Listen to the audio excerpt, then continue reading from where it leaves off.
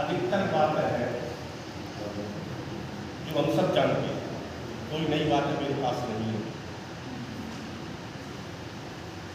बुद्ध के बारे में हम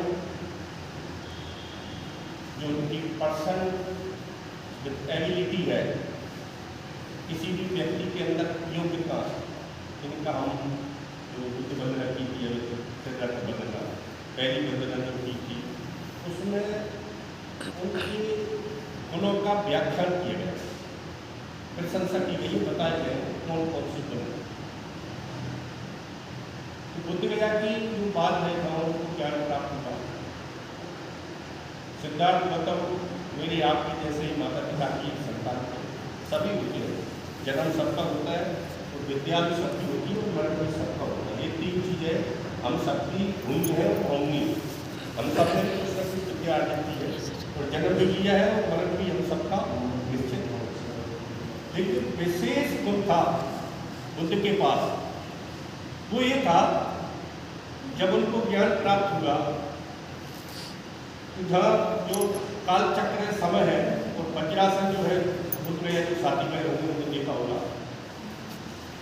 वहाँ बोधि वृक्ष के नीचे उनको ज्ञान प्राप्त हुआ और ज्ञान प्राप्त होने के बाद वो नेक्स्ट जो महाबोधि टेम्पल बना है उसके लेफ्ट हैंड में थोड़ी सी दूरी पर एक ऊंचाई में एक और बुद्ध ज्ञान वो बना है टेम्पल से, उसी के जैसा आप में से सब साथी गए होंगे, देखा होगा। तो भाषण होकर 2 सप्ताह उस जगह पर बैठे और उन्होंने ये देखा 2 सप्ताह तक वो उस पेड़ के और काल चक्र की जगह वज्रासन की तरफ देखते रहे कि ऐसी क्या खासियत है इस जगह में और इस पेड़ के नीचे कि मुझे जो 6 साल से मैं परेशान था और मुझे कोई सुख की नहीं मिल रही थी, कोई कुंजी नहीं मिल रही थी, सफलता की ओर नहीं जा रहा था, ये जगह में क्या खासियत है। तो वहाँ बैठ कर पेड़ की तरफ देखते तो तेरे नंबर पड़ेंगे उसमें ये मिल जाएगा और ये मिल जाएगा, जो वहाँ का इतिहास पढ़ेंगे तो ये बातें मिल जाएगा।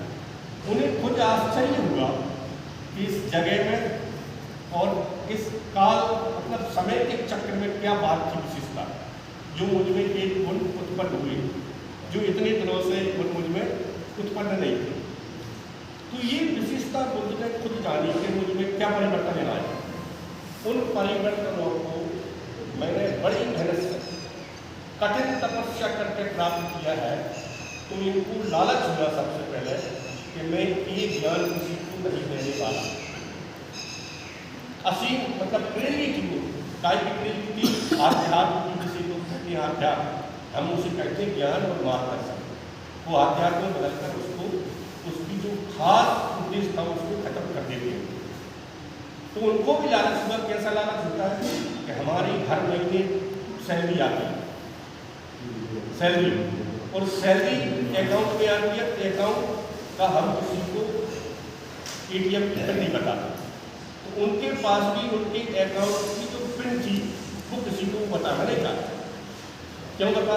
क्योंकि मेरे को बना मैं किसी को हमारा हम घर बनाते हैं तो उसमें किसी को आ तो जाओ, देख लो, बैठ लो, चाय पी लो, चले जाओ, लेकिन मैं आपको मालिक इसका नहीं बनाऊंगा, आपको इसका हिस्सेदार भी नहीं बनाऊंगा, इसमें से एक अंश टुकड़ा भी नहीं दूंगा। और उनके मन में भी ये लालच आया।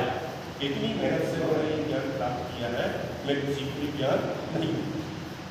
फिर उन्होंने कहा ऐसे तो ज्ञान लोगों के पास है और इन लोगों ने भी ऐसा ही किया, तो फिर मानव समाज का क्या हुआ? और धीरे धीरे धीरे जब इन बच्चों को मानव को ज्ञान प्राप्त हुआ है तो वहाँ की आसपास की जगह, आसपास का वहाँ का वातावरण और बच्चों को कैसा पता लगने लगा था कि ये एक न एक दिन ज्ञान प्राप्त करेगा और ज्ञान की खुद भी लगा कैसे लगा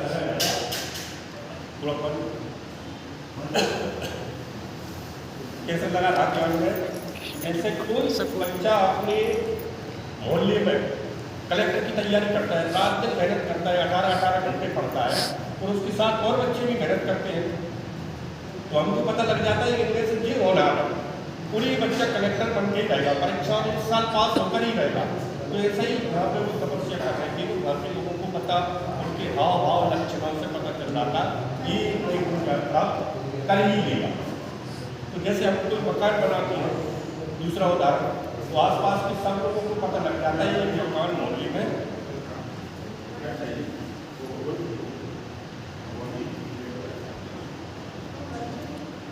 ये मकान मोहल्ले में सबसे अच्छा बन रहा है, एक न एक दिन की इसकी ओपनिंग होकर ही रहेगी।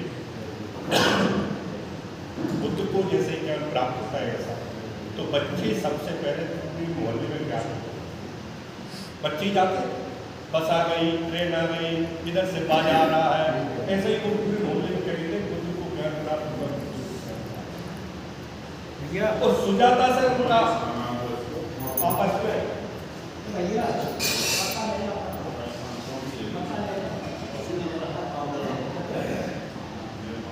सुजाता को उन्होंने बता रखा था कि मुझे ज्ञान प्राप्त होने वाला है और 40 दिन यानी कि कुछ सप्ताह के भोजन की व्यवस्था तो मुझे इतने समय में करते रहे। उनके धर्म में कैसा रखा है कि सिद्धार्थ राजकुमार ने 8 सप्ताह का या 4 सप्ताह का भोजन का प्रबंध करके वो बैठे, क्लियर नहीं हुआ प्रबंध कैसा था, इतने समय में भोजन देती रहूँगी, जिससे मेरा स्वास्थ्य लग रहे और मन भटके।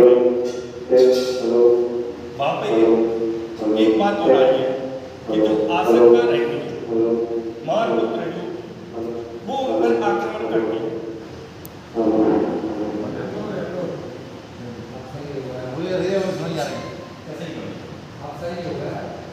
जो मार पुत्र है उसमें लिखा है जो हमारे संदेह रहते हैं, डाउट रहते हैं और या हम दृढ़ संकल्प पर पक्के नहीं रहते हैं, वो कुछ आशंकाएं हमारे दृढ़ निश्चय पर अटैक करती हैं, आक्रमण करती, हमला करती है।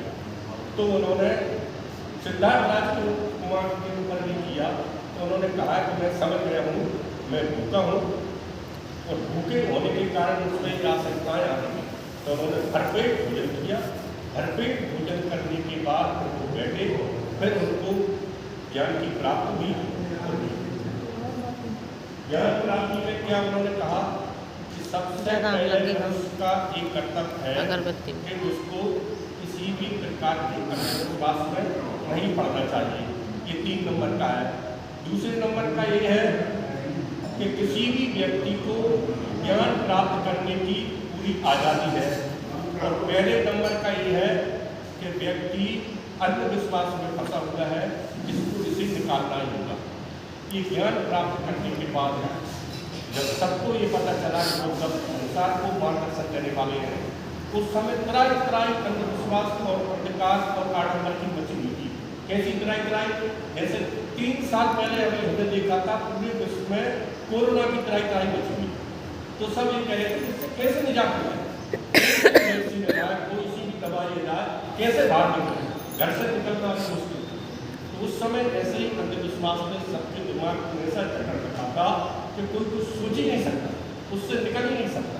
तो उस समय कोरोना की दवाई जैसा का ज्ञान संसार को देना बहुत जरूरी था। उस समय एक जानकार व्यक्ति था जिसका नाम ब्रह्मा सहपति के नाम से एक जानकार का नाम आया है। लोग लिखते हैं कि ब्रह्मा जी आए होंगे, उन्होंने बुद्ध को आदेश दिया कि जाओ आप ज्ञान। बुद्ध ने आप बुद्ध को आदेश, लेकिन वो ब्रह्मा जी नहीं थे, ब्रह्मा सहपति नाम के एक जानकार वाचस्पति मतलब टीचर अध्यापक थे। तो उन्होंने कहा कि वो दवाई अब आपके पास है, समाज को दीजिए, नहीं समाज मर जाएगा, आपका उसमें अनंत हो जाएगा, ये ज्ञान का खत्म हो जाएगा आपका ज्ञान। तो उन्होंने कहा कि अब मैं हवाई जहाज का पायलट बन गया हूँ, हवाई जहाज चलाना सीख गया, और समाज नहीं करता साइकिल चलाना, अब मैं उसे हवाई जहाज दूँ तो वो कैसे चलाए, तो मैं कैसे क्या करूँ, तो मुझे मास्टर तैयार करना है।